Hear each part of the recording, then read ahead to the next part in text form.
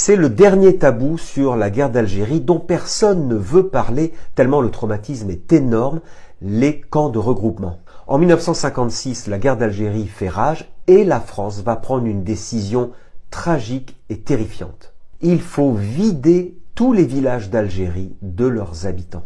Les camions militaires arrivent dans les villages et embarquent de force tous les habitants pour ensuite les installer dans des camps improvisés, des villages de tentes ou des cabanes de fortune.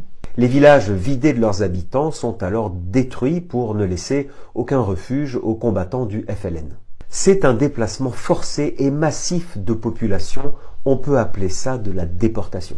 Il y a eu au total plus de 3700 camps de regroupement. On estime que 3 millions d'Algériens ont été déplacés, ce qui représente 50% de la population rurale. Les conditions de vie dans ces camps de regroupement sont inhumaines. La nourriture est très insuffisante, les conditions sanitaires sont rudimentaires et donc la mortalité infantile est importante dans ces camps. À l'époque, un jeune fonctionnaire qui arrive de Paris, il s'appelle Michel Rocard, va dans ces camps de regroupement et il est extrêmement choqué de ce qu'il voit. Il a fait un rapport au délégué général de l'Algérie pour se plaindre de ces conditions inhumaines dans les camps. Finalement, la presse s'en empare, va diffuser des photos de ces camps et les Français sont sous le choc. La comparaison avec les camps de concentration de la Deuxième Guerre mondiale est même évoquée. Les témoins racontent qu'il y avait de la misère absolue dans ces camps, que les enfants, les bébés mouraient de faim, il n'y avait pas de vêtements, il y avait trop peu de nourriture, l'isolement était total. Des hauts fonctionnaires, des militaires, plein de Français ont dénoncé cela. Ces camps de regroupement ont été effacés de l'histoire de France.